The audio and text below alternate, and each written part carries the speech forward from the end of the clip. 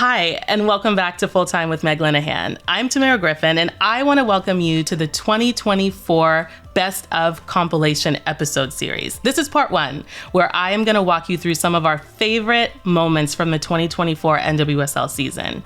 Then in part two, Meg Linehan will go through some highlights of the U.S. women's national team's unforgettable year. But back to part one.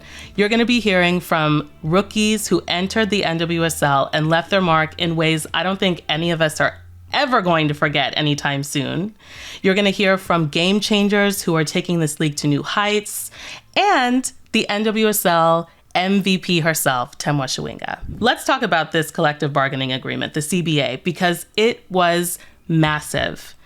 When this was signed, the NWSL became the first U.S. professional sports league to get rid of a pre-existing college draft. Huge, major, and very cool. We also chatted with Lola Bonta of the Kansas City Current on the eve of the NWSL Championship in Kansas City about what that collective bargaining agreement can mean for the sustainability of the league and other aspects of the league that she hopes to see some growth in.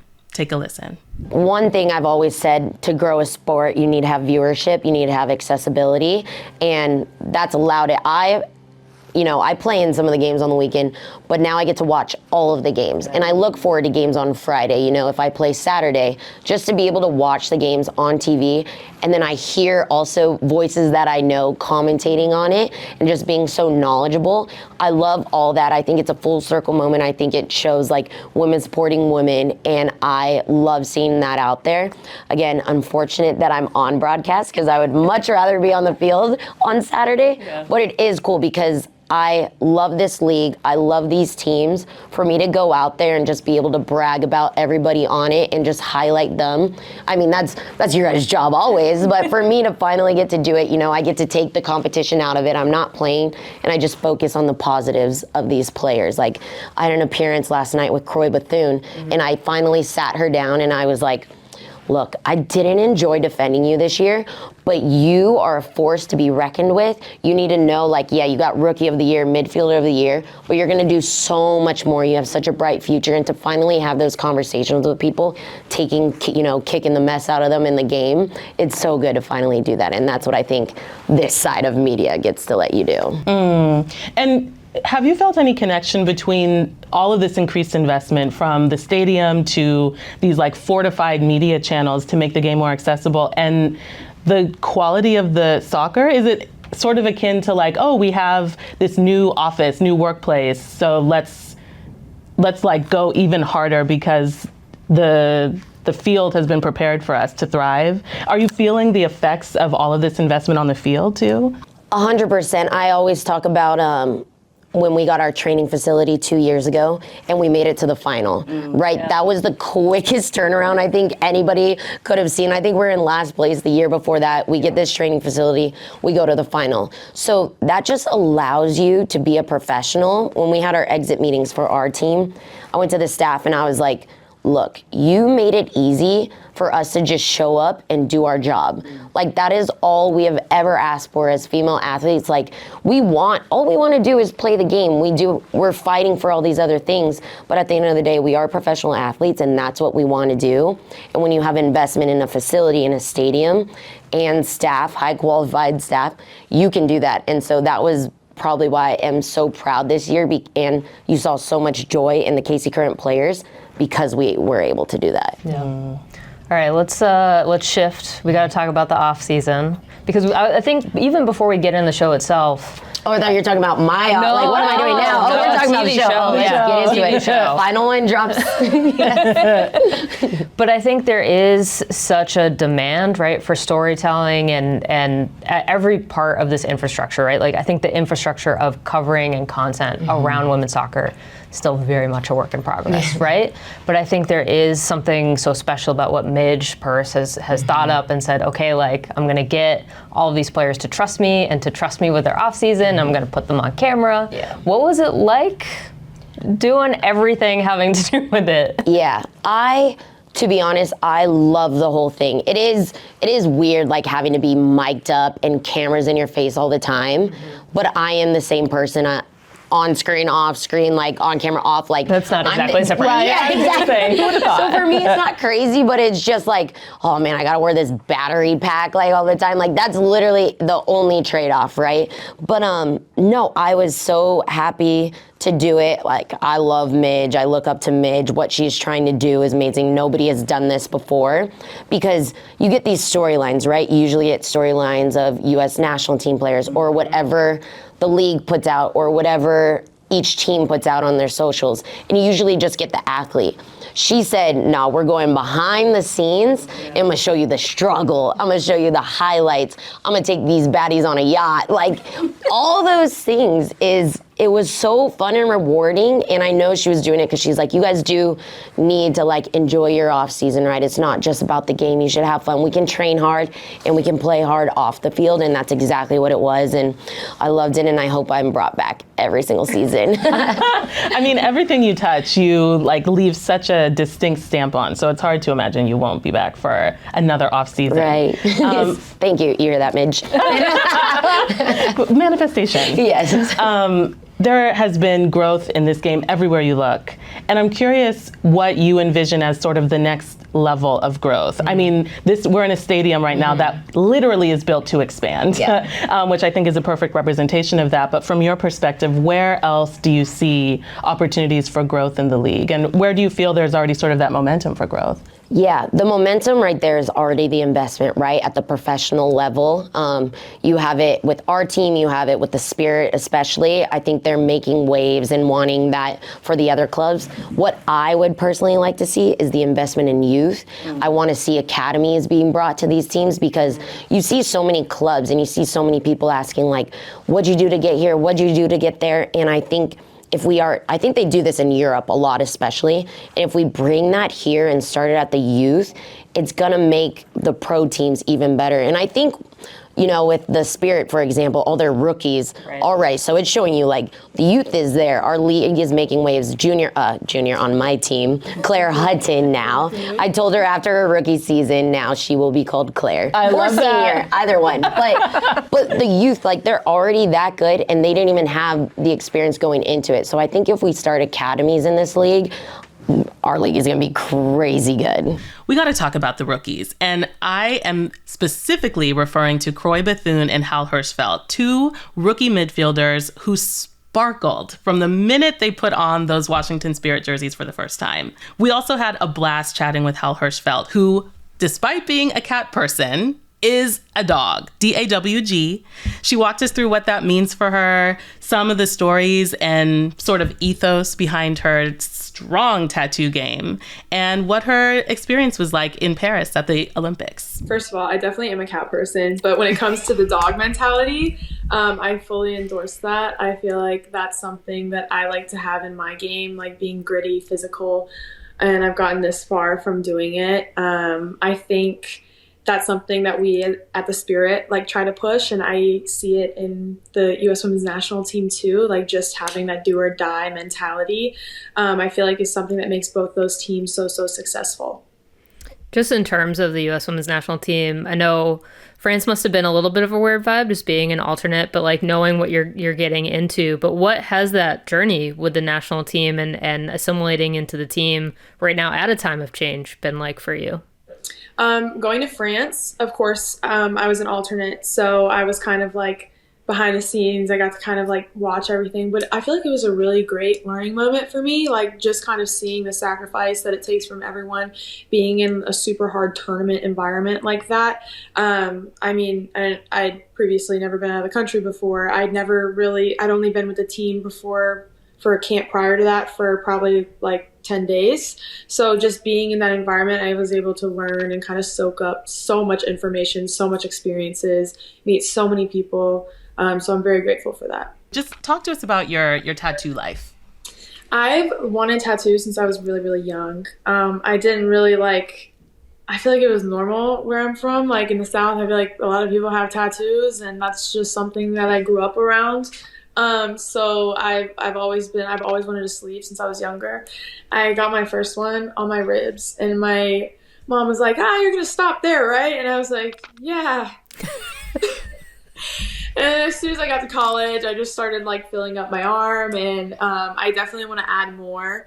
I don't have any ideas as of right now, but since I'm a little filled up at the moment, so if I see something that I really like, I'll have to go for that. But I typically wait for the off season to get them because I can go back to my artists that I trust and love dearly. So yeah. You know, every once in a while in women's soccer, you come across a player who completely shatters the paradigm of everything you thought this game could be. And for me, and I think a lot of us this season in the NWSL, that player was undoubtedly Temwa Chawinga. Record goal scorer with 20 in the regular season, plus an extra one in the playoffs, because why not? Temwa also completed what we now refer to as a Temwa sweep, which is scoring a goal against every single NWSL opponent. Mind you, this was her first season in the league, which is just insane. Earlier this season, I caught up with her and her teammate on the Kansas City Current, Jericho, about being Africans in this league. Temwa is from Malawi, Jericho is from Kenya, and specifically coming over to a league where there is huge investment, sellout crowds, especially when they were playing at home in Kansas City every game, and sometimes the surprise of aunties showing up with food for them from their homeland. The first time I hear, because the coach told me that I will sign Kenyan player Jericho, I don't know. I said, yeah, I know her because we meet one time, we play the game, national team. So after she come, we have a game that day when I meet her in the dressing room, in locker room. Oh, wow. British and that low she come, but nowadays we start talking in the dressing room, because before I was not talking in the dressing room, I was just quiet by myself. After that, Jericho come. After that, I start talking in the dressing room. I made to make some jokes with some players like that, because I see my sister from Africa. Maybe we meet, so that's why I was so open up to everyone, because so I was very happy to see her in that time. I made she come here to be here also, like with me. Malawians will come from wherever and show up at the games, and I'm sure Kenyans are starting to do that too for you, Jericho. Can you talk specifically about what that means to be representing your countries in this league, and what it means for those fans to be able to connect with them before and after games? To me, it means a lot. Maybe we are far from home. So to see the people to come to watch us the game is so amazing. Maybe support us a lot. So because we don't have our families here, it's them to support us and to cheer us up like that. So we are so grateful to have them to support us each game, because we live their busy work like that. We come to support us. So it's so amazing to us, to say the truth. They made us feel at home. We are far from home, but they are here. Maybe they stay here maybe more than, like some people, they stay more than 5 years, 4 years. So when they come to watch the game, they tell us no problem. We are still together, one Africa. Even if I'm from Zambia, maybe Nigeria, but you are one Africa, one nation. You represent us well. So we'll come all the matches. So they just like that. Then they cheer us. Maybe they bring us African food. So I feel grateful to have maybe these people here in Kansas City to support me like that. Also maybe fans, the way they come in stadium to cheer us up, maybe to support us is so amazing, because I didn't see that people to love women's soccer like that.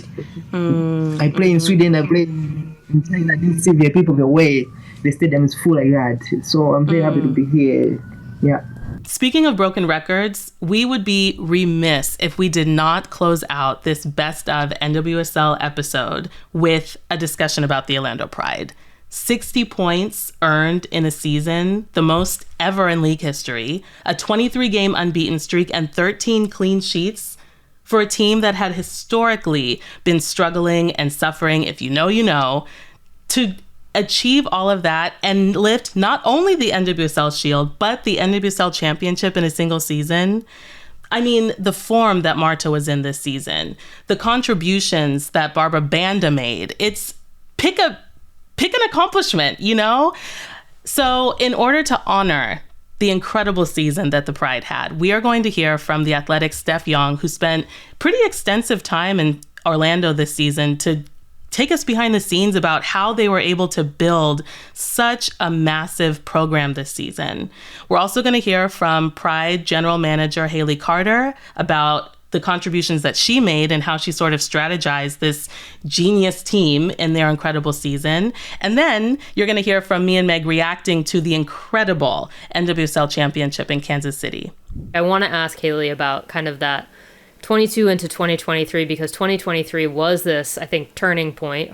Haley coming in as general manager, but also, like, I think when you think about 2024 and what the Orlando Pride have done, so much of it starts on decision day in 2023, because that is like that. And we've seen it happen with other teams before. I think about Western New York Flash losing a championship and then going on to become the North Carolina Courage and just like going on this tear. Like, you can see almost, I don't want to call it a villain origin story, but you can see that sort of emotional pain being harnessed in a way that turns into something really super productive. But the 2023 season was so fascinating because you could see the changes happening in real time under Seb Hines, under Haley Carter as general manager.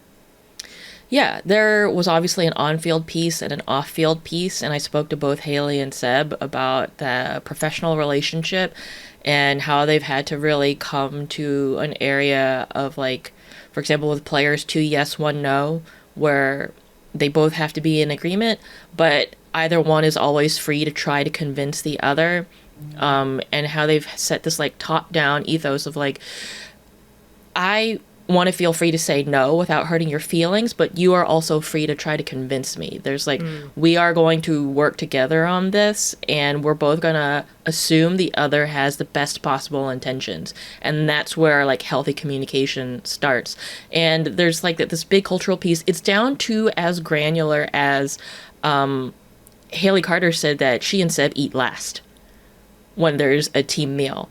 Like, players first, and then she and Seb will never get to the head of the line. Like, they're trying to set that example of, I guess, like, leadership, sacrifice, community building, right? You cannot underestimate the cultural piece in this. So many teams talk about culture, but it's such a nebulous concept that implementing it in the day-to-day, down to the language of, like, preferring, when they talk about the team, say we versus I, right? And for us, outside of having to perform in that kind of environment, it can sound like a little cringe, right? Motivational poster. But clearly it's working. And so I think understanding that athletes live in this area where, like, that sports psychology, the performance, the motivation is so crucial in a league where I think about Paige Nielsen after the Houston Dash lost to the Spirit, being asked about the team working hard. And she's like, yeah, but everybody in this league works hard. Yeah. It's not going to get you very far without the other stuff. Right. And so, yeah, the Pride also worked hard, and then they implemented this culture piece. I think you can't underestimate the hard work that went into flipping this team from the 2022 vibes to where they are now. Yeah, no, 100%. And I think that's the part where it's really hard to report unless you go there, right? And you talk to people and you see it firsthand, and you can kind of get the sense of, I mean, I think back even to the way that, having seen so much of Gotham in 2023 and just feeling something different coming from that team and the way that they interacted with each other and the way that they seem like I can only say they seem to genuinely love each other, but I do firmly believe that team genuinely loved each other in a way that I had never really encountered before in the NWSL. And what we're seeing right now, I think, is Orlando Pride having figured out how you get that buy-in from every single person, no matter what the role is. And that's really hard to do. And it's also really hard to, like, compellingly tell people, like, no, saying we and not I is really important to this process, and not seeming like a little bit of a lunatic. Yeah. Haley Carter, when I spoke to her, said that when she came in at the beginning of 23, it already felt to her like the team was ready to, like, please help us forget 2022. We want something different. Seb Hines was the same. The player said he came in. 2023 was about, like, change the narrative, have a chip on your shoulder. And in a way, I think that was the harder year in terms of culture change, freshly coming out of 22. Because you'll remember, at the end of 2023, the Orlando Pride missed playoffs by this It's because Angel City beat Portland 5-1 on the final. Off a result in this dumb NWSL After Dark League that nobody could have predicted. Good times, yeah. Nothing. RIP Decision Day. They literally had, Seb Hines had a thing where he'd flip over games remaining, number of points until we make playoffs. And they thought they'd worked so hard. They played that game. They got 3 points. They're like, we made it. And then Angel City was like... JK. Right. JK. Yeah. And they took that feeling, every single player, the vibe was, I never want to feel like that again. Where it came down to goal differential. Yeah.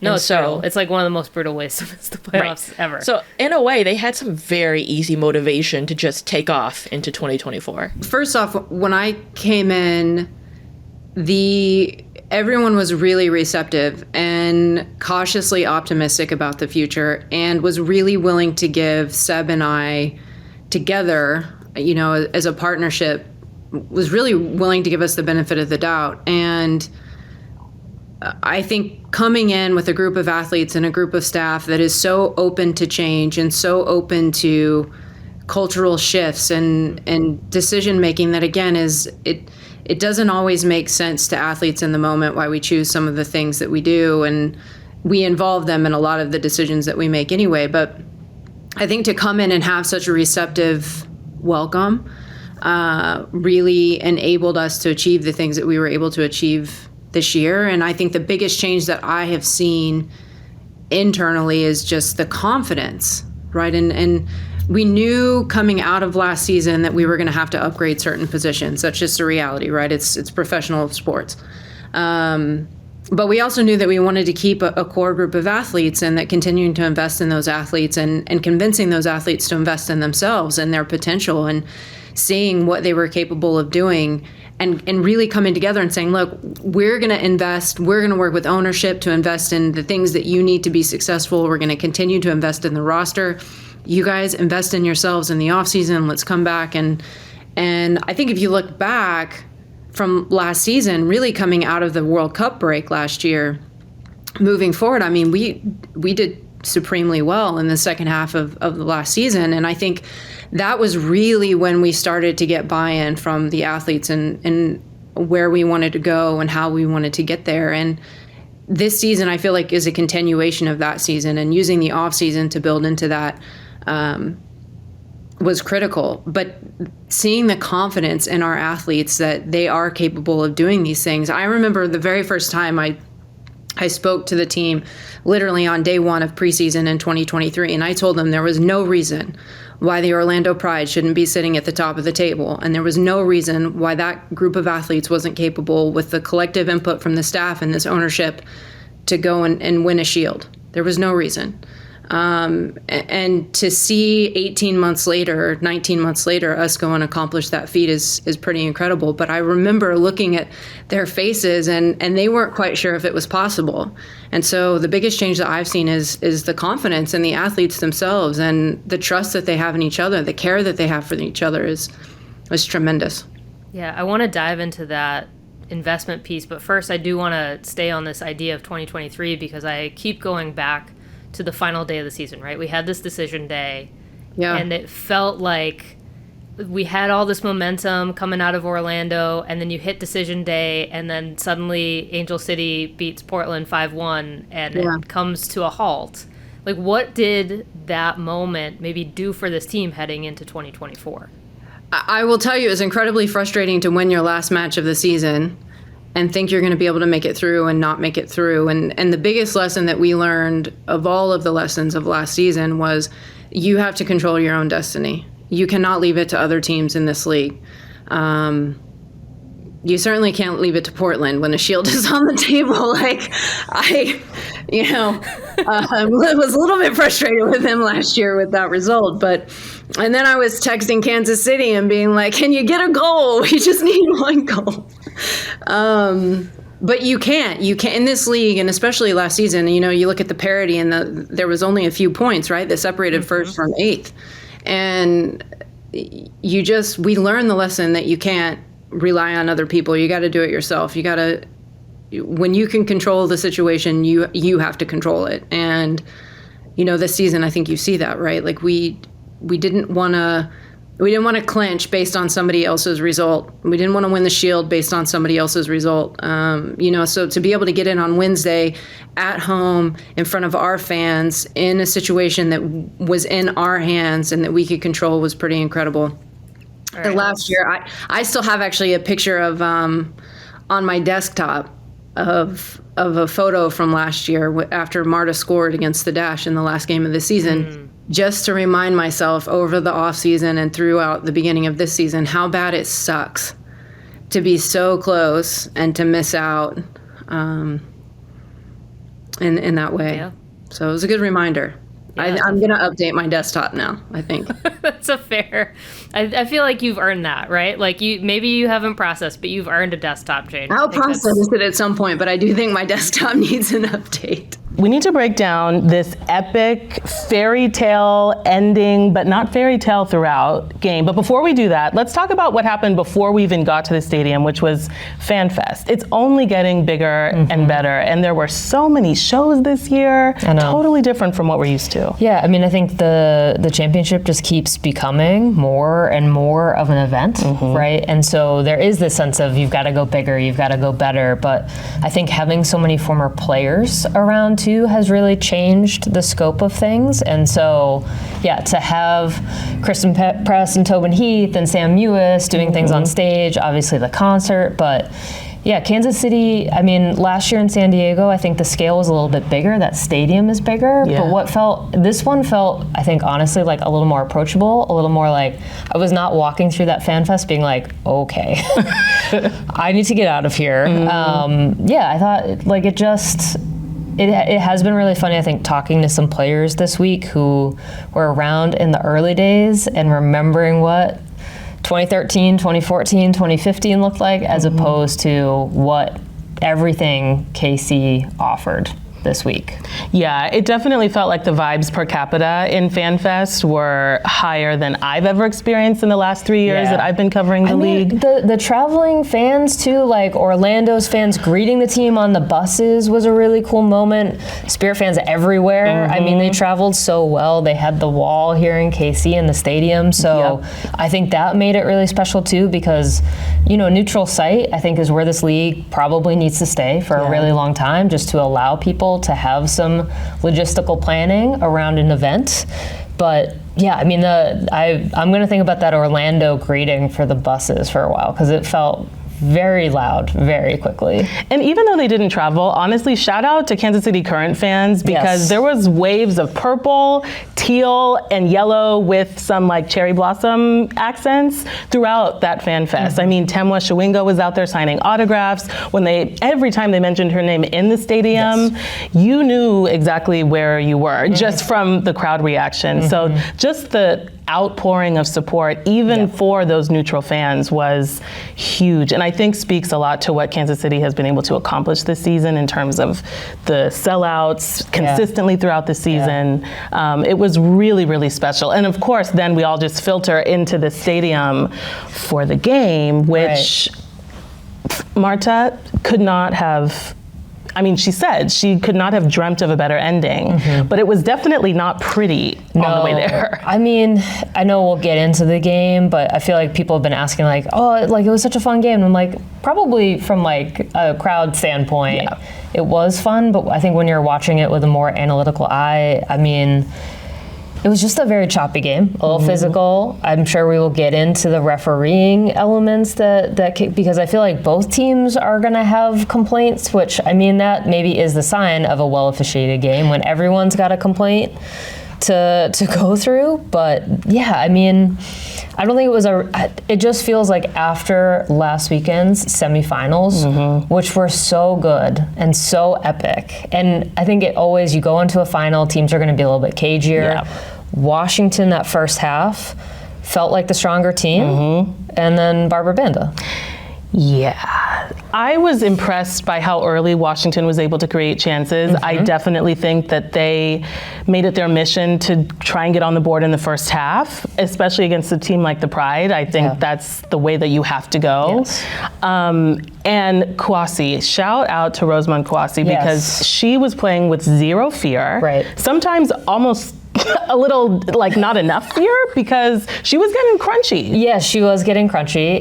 There were definitely some jokes of like maybe the takeaway for her next year is like you don't have to play defense that much. Like and I think there is value to that of maybe setting the tone and getting that first tackle in. I mean, Lori Lindsay talked to us about that, right? She did. There is power in that first sort of crunching tackle, but I think it forces the ref to have a response, and then we saw the response, then we saw the response, then we saw the response, and yeah, there were a lot of elements of that physicality maybe interrupting what we expected for a flow of this game, but it wasn't a bad game by any stretch. I go back to 2017 between Orlando and, or in Orlando between Portland and North Carolina, and that was honestly probably the worst final the NWSL ever had in terms of physicality, in terms of like you're not getting into a flow whatsoever. Something that I do appreciate in this league, the complexity, especially when you have players like Banda, when you have fast, strong players like Kwasi, how do you account for the strength and the speed? Yeah, I feel like some stuff was getting called that was not, like, it was contact, but was it a foul, right? And I think that has been, I know Vlatko Andonovski obviously talked about this with Temwa Chawinga, right? But when you have someone who does have, like, who can run on a ball, right? And really, like, make an impact in that way, I do think Barbara Banda gets called for a little bit that is not entirely, right? Like, she's a strong player. And that's where I think you do have to get into some of these conversations of, are they being refed correctly? Like, I think that's more like a project, though, of that's a changing part of the play of this league, right? It's not like Rose Lavelle, right? Who, to be fair, can body people off the ball, but it's not the same thing. And so I do also think they have to take in maybe unconscious bias a little bit, too, right? Like, there's that element of it as well. And so, yeah, it's going to be really interesting, I think, to watch officiating on those two players in particular, between Barbara Banda and Temwa Chawinga next year, because there are some where it's just like, you just penalize them for being the strongest and best player on the field. There's so much nuance to it. And with Banda, to add even a third element, her sense of weight distribution is truly extraordinary. Yeah. I mean, from the earliest minutes of the game, it only took her receiving one ball at midfield against Esme Morgan in particular, and knowing that she could turn on her. Yes. She could body her off the ball, and like lowercase b body, not even the capital. She knew that she could do that, and that's exactly how she scored in the 37th minute. Yeah, I mean, I think we need to talk about that goal. We do. Because shot placement, right? I mean, there's a lot of angles on this, but I think when we get in the officiating conversation, it's tough to see sometimes from the press box, but like watching the replays, there is some contact between Lacey Santos and Angelina in the build up to that play. For sure. I think that's the one that Spirit fans are going to look at and be like, that's the goal that won the game, right? And it's tough because everything Banda related is perfect, right? Like perfect execution. It's exactly what Orlando wants to do, but you take that one step back and it's like, should that one have been a call? Probably, yeah. Yeah, from my initial, when I was watching the game live, it looked like she was pushing Lacey's shoulder. Right. I saw mention that there was more of a neck region it was being targeted. A little high. It didn't, I mean, and this is the thing, you can't ever be like, oh, intention, right? Right. So it's tough, but like, yes, the hand was in a strange sort of rough spot. Yeah, initially when I saw that contact, it looked like Angelina was going for Lacey's shoulder. I've definitely heard people coming back and say that it was more the neck region involved in that contact, which obviously changes the nature of that contact. Right, I think it was really the replay where everyone was looking at him being like, that's high, we're in the high territory. And there were, I mean, not to jump ahead into the second half, but there were a couple things late too that, you know, like I think there was, are we gonna get a VAR, issue here happening? And so, you don't ever want officiating to become a part of the narrative for a final. I mean, I think we've seen it in the WNBA this year, again, NWSL, and so it will be interesting, I think, to see some of the conversation over the next few days. But I also think, at the end of the day, Washington Spirit put up a lot of shots. 25. And how many were on target? Because it was not 25, we'll put it that way, right? And so at the end of you can only control what you're able to do, and I just think the efficiency for the Spirit over the span of the game was not there. And yes, officiating will be a part of this conversation, but Spirit had a lot of things in their control as well, beyond one decision in this game. Including in some ways the goal itself. I mean, we heard from Aubrey Kingsbury and Esme Morgan after the game. Each of them were involved pretty directly in that goal. Esme was marking Banda. Obviously, Aubrey was in the box. They both actually ended up taking responsibility for that goal, which I think says a lot about the sense of unity and mutual responsibility that team has. But looking at it on replay, I feel for Audrey's sleep, because that's the kind of goal that you are going to lose some REM cycles over. Yeah, I think it's worth listening to what they actually said, because also then Steph asked a question about this culture of kind of trying to take the blame, right? Because it wasn't just Aubrey Kingsbury, it wasn't just Esme Morgan. Trinity Rodman in the mix zone also was like, hey, I need to take responsibility for this game. So I think almost hearing some of it just kind of went down the line. So I do think it's worth hearing directly from them. In terms of importance, it's definitely up there as one of the biggest I've played in. I think obviously you have big games in the league, in the WSL, but there's none that seem as final and decisive as this because of the playoff structure. So in terms of that, probably one of the most important, and the atmosphere was great. I wouldn't say it's as good as Audi, because having experienced that the last 2 weeks, I said to some of the girls, that is some of the loudest football atmosphere I've ever experienced the last 2 weeks in the playoffs. And having played at Wembley, that's saying something. It's just because it's so tight and compact. I think sometimes the big stadiums, the noise can feel like it evaporates a little bit into the air, whereas Audi, it's just like a vacuum to the pitch of the noise, and it's been so much fun. And when we reflect, I think that's one of the things I'm going to take away. I had so much fun in this playoff journey the last 2 weeks at Audi, and that was really special. So in terms of atmosphere, I definitely put those at some of the highest in my career, and the Spirit fans who travelled today made themselves heard, and we're so grateful that they did make the trip, and sorry that we couldn't get the result for them. So of course, after that goal, everything changes. It's near halftime. It kind of felt like both teams knew that they were going to be going into the tunnel with the 1-0 goal. But there were also questions about who was going to be coming back out of that tunnel in the second half. Speaking specifically of Trinity Rodman. 100%. The girl's been running on fumes since August. She was clutching her back in the first half. We've been talking about how the girl needs a nap. Emma Hayes is giving her a nap, letting her rest, but serious questions about whether she should have gone that full 90. Yeah, and I did ask Yona Heraldez after the game of was Trinity Rodman a factor in, because she's doing this kind of trailing run thing. And so I think in the most charitable reading, it's kind of a decoy use of Trinity Rodman compared to what everyone is used to seeing, rather than her driving forward momentum, her taking up that sort of last runner in. But it is obviously really concerning to see Trinity Rodman with both hands to her back, just kind of doing the bend it.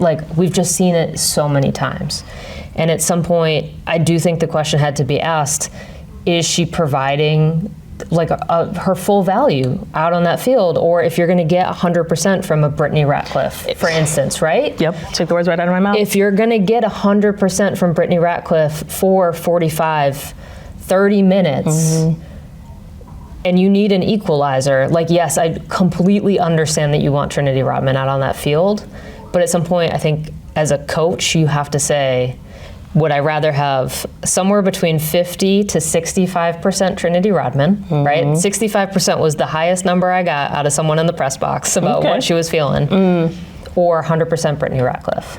Especially because Brittany is such a closer. Whether the Spirit have been up or needed a goal, she is that player that you tap. And to not see her touch the field, especially knowing how badly Trinity was fighting. Credit to her, though, because she definitely made the most of her energy. She picked her moments. She actually was involved in many of the Spirit's chances. She was sending in crosses. I mean, again, 65% Trinity Rodman is still really good. I don't want to argue with that, but I also just want to think about, what was she offering that forward line? Because in a game where sometimes they felt too rushed, sometimes they felt too slow, the passes weren't really connecting across that forward line. Thinking about Casey Kruger had that sort of Schross in, and it was just you made that decision maybe 2 seconds faster than I expect from Casey Kruger, who's so good coming in up the wing and contributing to the offense. So yeah, it was just, I don't know, it felt like the Spirit, for as much as they got in terms of shots, again, the efficiency was just where they struggled 100%. You could kind of feel when the panic started to creep in as well, because a lot of balls were going out of bounds. Toward the end. I know that health has been a lingering concern for this team. I mean, you have to wonder how different that game would have been, even if they had had Croy or Andy or Ulesar. Yes. Let alone all three of them. And that's just three of those players. The other way I think the panic showed up was in the last 15 minutes of the game, especially where you had a combination of course, throwing everything, including Aubrey Kingsbury at one point forward, and trying to draw fouls, which was, again, where we saw that question of consistency with officiating come into play. I mean, it did feel like they were trying to use every single tool in the toolbox, right? And it's just really tough because Orlando, again, has been such a complete team. I mean, the other part of this too, just to look at it from the Orlando point of view, is we were in the press box sitting with those MVP forms in front of us. And I don't, like, obviously Barbara Banda won, scored the goal. I did actually vote for her as well because that is the Orlando game plan, right? And it was successful, and I think you should be like, yes, this worked 100%, right? But then the question becomes like Emily Sams, Anna Morehouse, right? Like Allie Watt had a great game as well. And so how do you reward those players for seeing that second half out, where Washington was obviously, again, trying to throw everything in, trying to use every trick, again, the contact, whatever it was, right? And so you have to give credit to Orlando as well for seeing out that game and being kind of that complete team that we have seen time and time again. Completely. I mean, we heard from Kylie Strom, we heard from Emily Sams in the mix zone after the game. Even Seb Hines, Anna Morehouse, they were not even worried, it seemed like, about those last 15 minutes because they've had so many games this season where they've had to close out those 15 minutes. Now, obviously, in a championship game, the stakes could not be higher.